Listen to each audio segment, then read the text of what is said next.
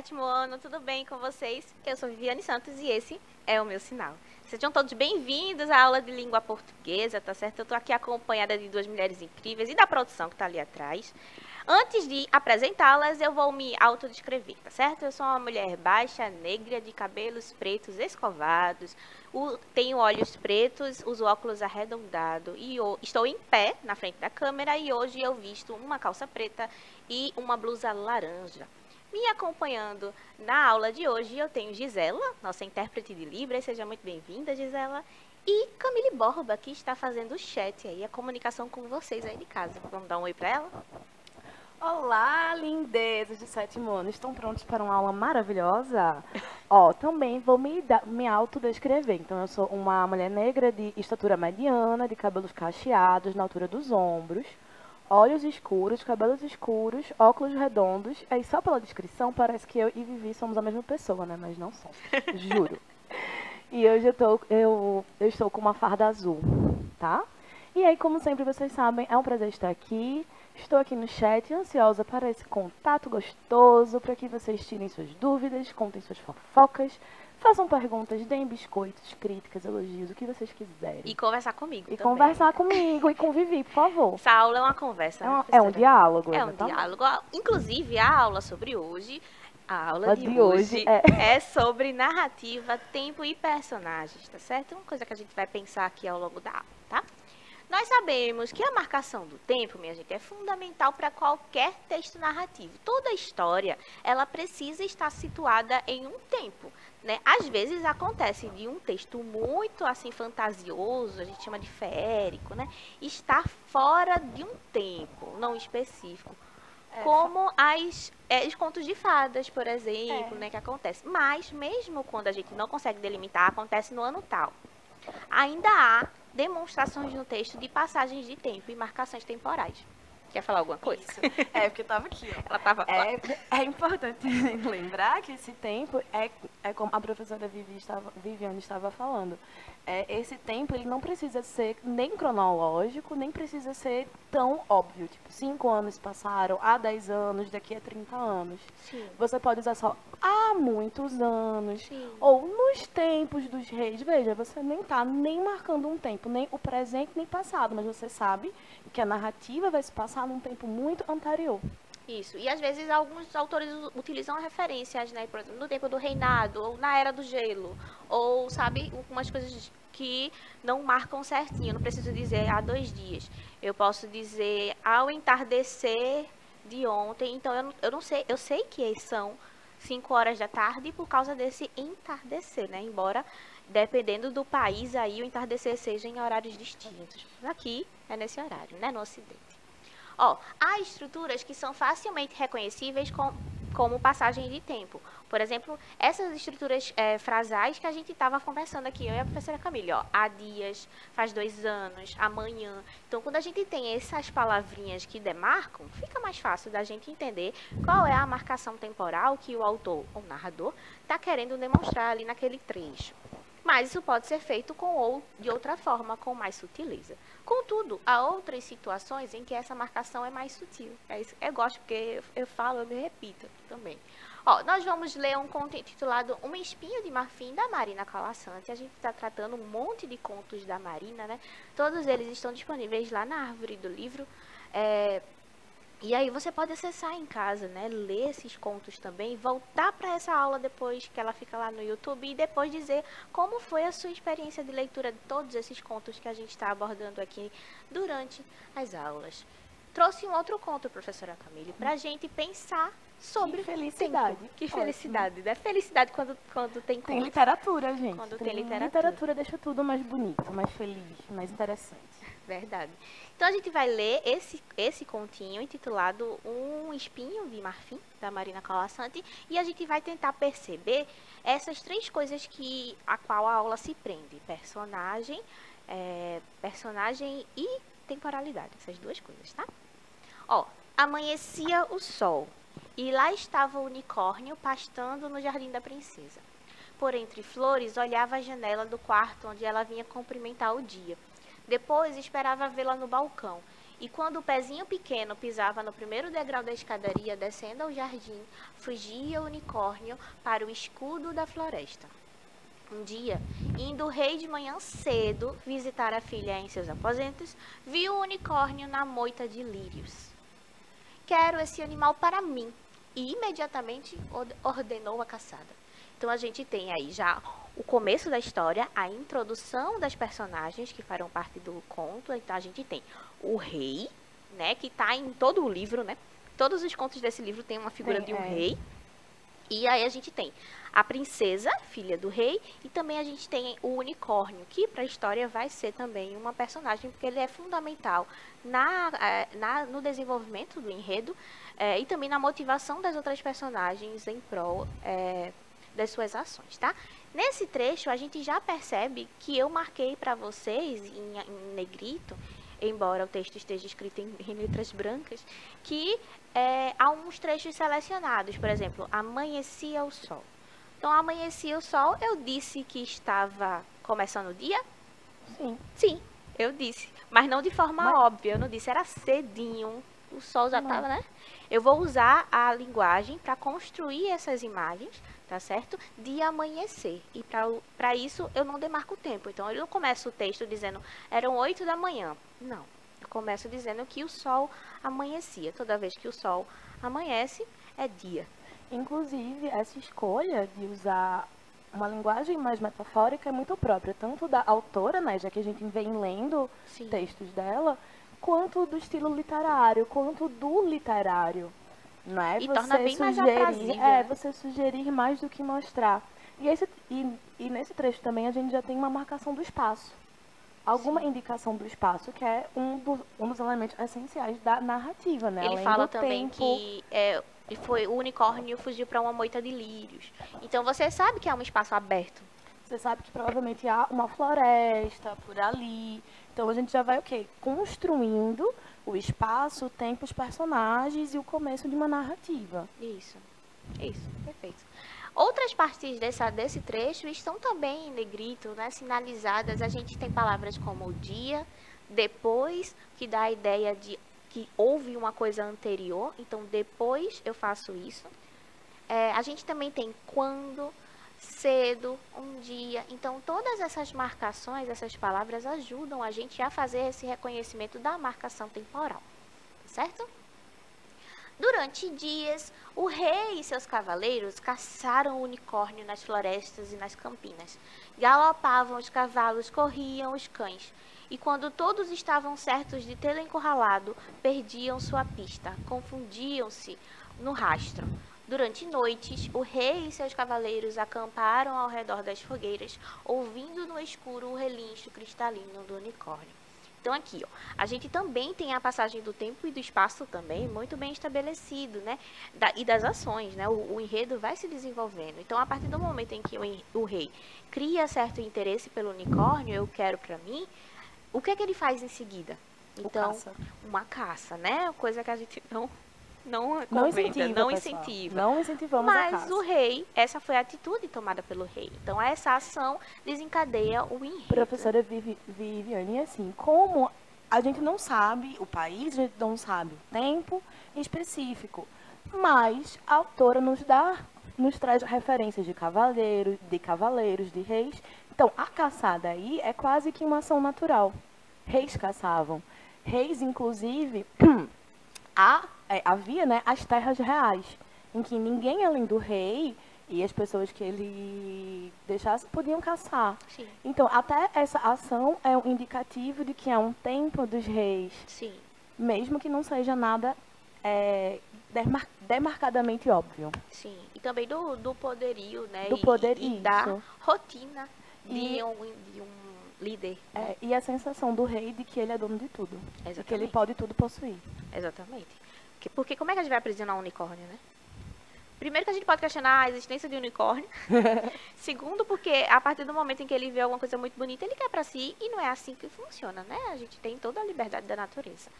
Ó, Coisas que ajudam a gente a perceber o tempo, ó, durante dias, o rei e seus cavaleiros caçavam, então eu tenho uma caça intensiva durante os dias que o rei ordenou, e durante as noites, os reis e seus cavaleiros acamparam. Então, durante os dias eles caçavam, à noite eles ficavam muito cansados, acampavam, e aí eles escutavam o relincho, não sei se é relincho cristalino do unicórnio, porque quem relincha é cavalo, né? Mas, Unicórnio assim, unicórnio, como não é um ser, derivado como é um ser do mundo da fantasia, da fantasia. eu acho que a gente não tem uma palavra. E há a possibilidade Mas em eles língua portuguesa desse empréstimo, desse né? empréstimo. É justamente o que acontece aqui, né? Ela empresta relincho do E é cavalo interessante pro que ela escreve relincho cristalino, que aí o cristalino vai dar a ideia de ser um relincho ainda mais alto e puro. puro, mais puro do que o do cavalo, né? Ó, um dia, nada mais, nenhuma pegada, essa é a continuação do conto, né? Nenhum sinal da sua presença e silêncio nas noites. Desapontado, o rei ordenou a volta ao castelo. E logo ao chegar, foi ao quarto da filha contar o acontecido. A princesa, penalizada com a derrota do pai, prometeu que dentro de 3 luas lhe daria o unicórnio de presente. Durante 3 noites, trançou com os fios de seus cabelos uma rede de ouro. De manhã, vigiava a moita de lírios do jardim. E no nascer do 4º dia, quando o sol encheu com a primeira luz os cálices brancos, ela lançou a rede aprisionando o unicórnio. Então aqui a filha, a princesa, faz parte aí, decide ajudar seu pai a capturar o unicórnio. E para isso ela tem uma estratégia um pouco diferente da que ele teve, né? Enquanto ele vai caçá-lo objetivamente, ela fica na espreita esperando que o unicórnio siga aí com a sua rotina habitual para que enfim possa capturá-lo. E aqui a gente tem outras demarcações temporais dessa passagem de tempo com relação a como a história se desenvolve. A gente tem um dia, mais nada, ou seja, um dia, um determinado dia, quando o rei estava caçando, ele decidiu que não caçaria mais, porque ele percebeu que tinha desprezado seus dias, né? Aquilo estava dando em nada. Então, a gente tem dentro de 3 luas. Dentro de 3 luas significa 3 dias. Tá certo? Depois de 3 noites, ela conseguiria capturar o unicórnio. Esse foi o que ela prometera a seu pai, né? E aí, embaixo, ele reforça, durante 3 noites, a gente tem de manhã, vigiava a moita. Então, aqui é o comportamento marcado pelo tempo também. Então, ela vigiava a moita à tarde, a moita à noite? Não, ela fazia de manhã, tá? No nascer do 4º dia, ou seja, no 4º dia, quando o sol encheu com a primeira luz os cálices brancos, ela lançou a rede aprisionando o unicórnio. Preso nas malhas de ouro, olhava o unicórnio aquela que mais amava, agora sua dona e que dele sabia. Então, o unicórnio, a gente já consegue pensar, inferir e entender que ele se sentiu traído, né? Claro. Porque ela era a pessoa que ele mais amava. Ela, na verdade, elaborou uma armadilha, né? Ela usou esse afeto, essa afeição do unicórnio para atraí-lo. E eu achei muito bonita a imagem dela trançar uma corda com os fios de ouro do seu cabelo. Sim, isso que significa que ela é loira, né? Que são imagens muito recorrentes em contos mais fantásticos, contos de fada. Pensei na Rapunzel.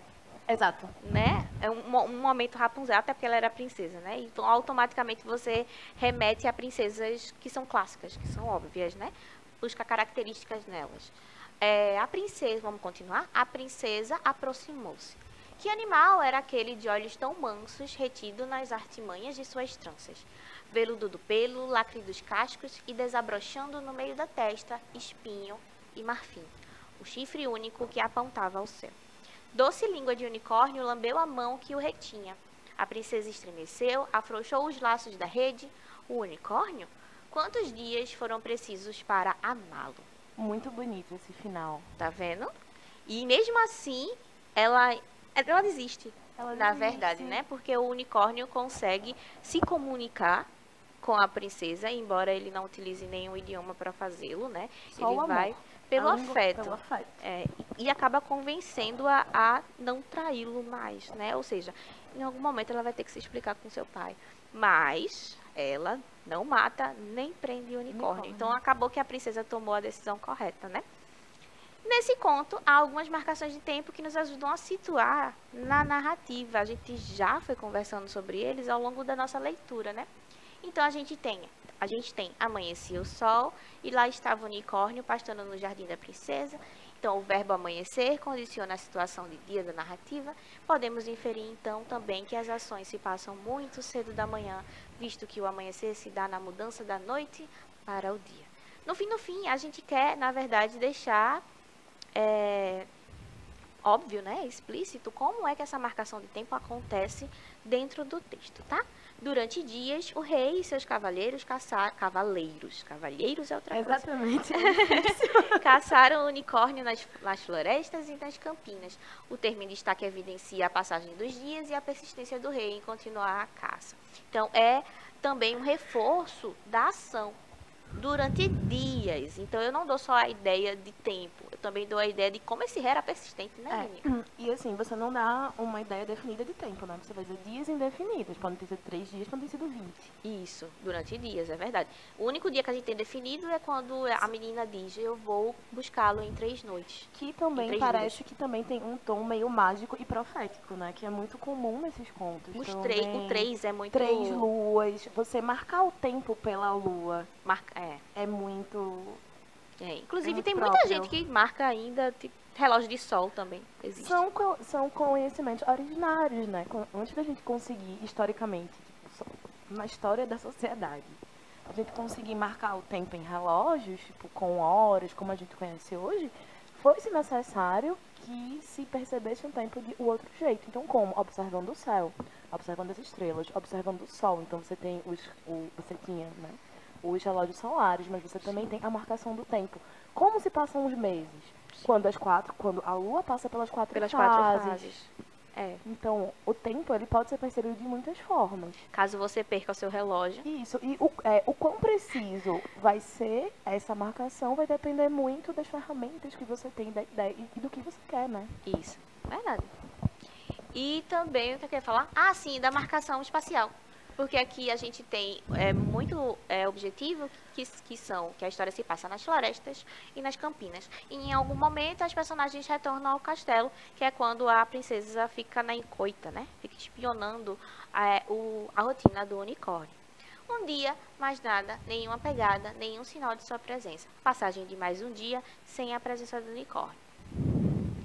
Dentro de 3 luas, lhe daria o unicórnio de presente. Algumas passagens são menos óbvias, como a contagem das luas, que marca a passagem de 3 noites. Outro ponto importante que a gente precisa prestar atenção é a construção das personagens, né? Vamos pensar um pouquinho como é que a gente tem a construção dessas personagens. A gente tem um rei que está lá exercendo a sua função, o seu trabalho, a sua herança genética, né? Isso. E a gente tem a princesa, que se relacionam ali, tem pontos divergentes em algum momento. Inicialmente, o rei quer que a princesa capture o unicórnio, ela o obedece, né, achando que esse era também a sua vontade, até o momento em que ela descobre que ela se enamora do unicórnio, que ela o ama, na verdade, E né? é muito interessante que é o amor do unicórnio, a gentileza, os olhos gentis. Isso. Que A língua convencem, doce, né, a que toca língua a mão doce, dela. a docilidade, A docilidade. o afeto mesmo. O afeto. É possível você encapsular o afeto, você prender o afeto? Esperamos que não, né? Não, é não, possível. não deveria ser uma Não deveria opção. ser possível. E aí a gente tem uma personagem princesa que contraria o rei. O que é uma subversão, né? Isso, é uma subversão das histórias tradicionais, né? Mas essa contradição, ela não é colocada aqui no conto, né? Pelo menos não no fragmento que eu trouxe. Então a gente não sabe como ficou essa relação entre o que a princesa queria e o que o rei queria, né? Então aqui a gente 3 pontos que são importantes é a construção do unicórnio como uma personagem, que é óbvia, tanto é que ele não só participa da história como um ser caçado, mas também ele convence a princesa. E não só isso, é um personagem, é um animal, mas que tem uma Emoções, humanização. A personalização. Isso, uma personalização, que também é uma figura de linguagem, pessoal. A gente também percebe a timidez do unicórnio na presença da princesa. E o afeto. E o afeto. Então, ele tenta se aproximar no começo, não consegue. E aí é quando ele começa a ser caçado. E ele reage às emoções, reage e sente emoções. Então, é por isso, por essas características, que a gente consegue inferir que ele também seria uma personagem da história. Porque quando a gente pensa em personagem, a gente vai por caminhos óbvios. Com relação a, precisa ser um humano, uma figura humana, né? Precisa ter emoções humanas. E isso acontece sendo transformado aqui em um bichinho que, na verdade, nem existe, né? O unicórnio é uma invenção mitológica, né? Já o rei, em contrapartida ao unicórnio, tem uma personalidade mais agressiva, né? Trouxe uma passagem aqui para exemplificar esse trecho em que ele fala que é agressivo, na verdade. Um dia, indo o rei de manhã cedo visitar a filha em seus aposentos, viu o unicórnio na moita de lírios. Quero esse animal para mim, e imediatamente ordenou a caçada. O imediatamente também dá uma certa urgência àquilo que o rei decidira, né? Quem ousa desafiar o rei? Só mesmo a princesa, né? Ao ver algo bonito, ele exige a posse do animal, que marca a intransigência do rei e o sentimento de posse sobre a existência alheia. Ao contrário do comportamento da princesa, que mudou ao longo da nossa narrativa, a gente tem o rei que começa intransigente e aparentemente terminará da mesma forma, embora nós não consigamos saber qual foi o desenrolar. O que a gente pode é somente supor, né? Inferir. Inferir, exatamente. Durante 3 noites, trançou... Aqui a gente já fala um pouquinho sobre a princesa. Trançou com os fios de seus cabelos uma rede de ouro. De manhã vigiava a moita de lírios do jardim. E no nascer do 4º dia, quando o sol encheu com a primeira luz os cálices brancos, ela lançou a rede aprisionando o unicórnio. Aqui temos 2 descrições sobre a princesa. A primeira diz respeito ao seu cabelo loiro, que é uma descrição física, né, comparado aos fios de ouro. E uma outra característica que é a submissão às vontades do rei. Então, a gente tem quando a gente fala de descrição de personagem, né, a gente sempre tem a parte que é física, como a gente fez no começo da aula aqui, né? Descrevendo as nossas características principais. Isso também acontece na narrativa, embora a gente não tenha sabido se a princesa é alta, se a princesa é baixa. A gente sabe que ela é loira e trançava o cabelo tal qual fios de ouro, né? E isso é importante para a narrativa, porque a narrativa está sempre construindo essa ideia de claro, nessa ideia de bondade, também quando remete ao cristalino do unicórnio, né? E a gente... Ao que é puro, né? Ao que é puro. E a outra descrição, que é uma descrição mais psicológica, que tem a ver com as vontades, com o que essa princesa faz quando recebe a ordem de caçá-lo. Na verdade, o rei vai caçar. Ele não dá a ordem à princesa, né? Mas para não ver seu pai chateado, ela decide ir lá caçar o unicórnio. Com sucesso, né? É curioso pensar que a princesa teve sucesso ao tentar capturar o unicórnio e o rei não. Mas é porque ela não caçou, ela atraiu. Ela atraiu. E ele a amava, né? Ele já estava enredado no afeto. Emaranhado. Isso. Na tessitura da trama. Nos fios longos da princesa. Isso, nos fios que enganou e depois se arrependeu. Muito bem, princesa, né? Vamos lembrar um pouquinho quais são os tipos de personagem? A gente tem tipos de personagem que fazem parte da narrativa. Então, todos os personagens eles não podem ser iguais ou ter as mesmas funções. E o mesmo peso, né? E o mesmo peso. Não dá pra todo mundo ser protagonista, infelizmente, né?